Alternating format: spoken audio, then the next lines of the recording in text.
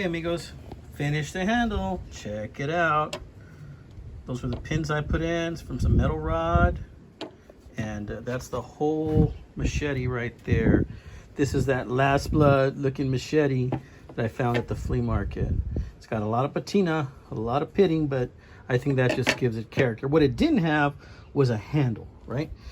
So I took my buddy Warthog's recommendations and I made a handle out of hickory. And I think it came out pretty good. I mean, I'm not an expert. Like I said, I don't make things to be pretty. I make them to be functional. And I think it's going to get the job done just fine.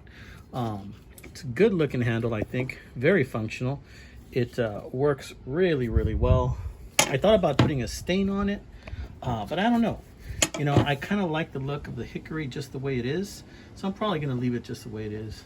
Could it use a little bit more finishing? Yeah, it could use a little bit more finishing.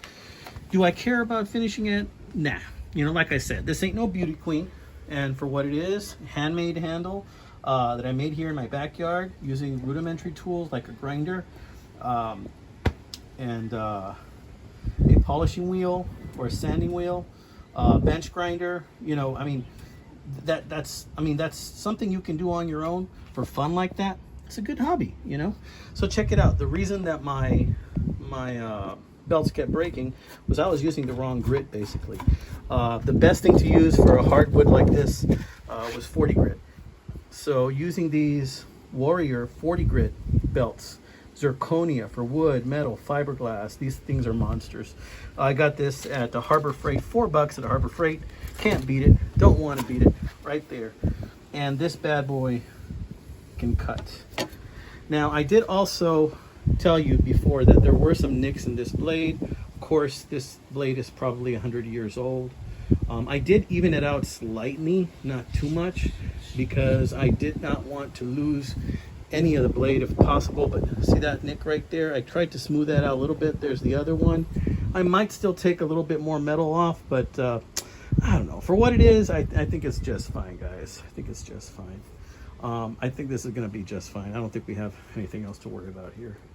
Yeah, I also used that black nick or sander for a little bit.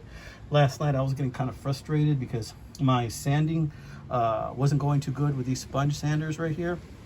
But once I switched to that belt, that just made a job that was taking me hours into a job that took me about 20 minutes.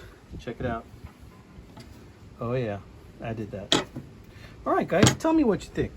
And I don't know, maybe I'll chop something. Let's see what I can chop and put that on this video. Of course, this is a chopper. What would a video about a chopper be unless you had something to chop? So let's see what I can find.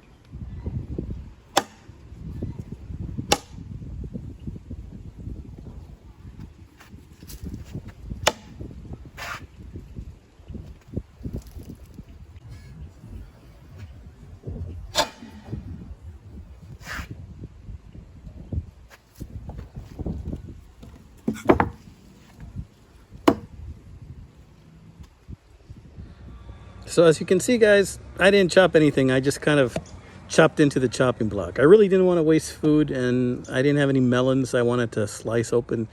But as you can see, it's a pretty good chopper, my friends, is it not? Yes, it is. And that handle held up really, really well.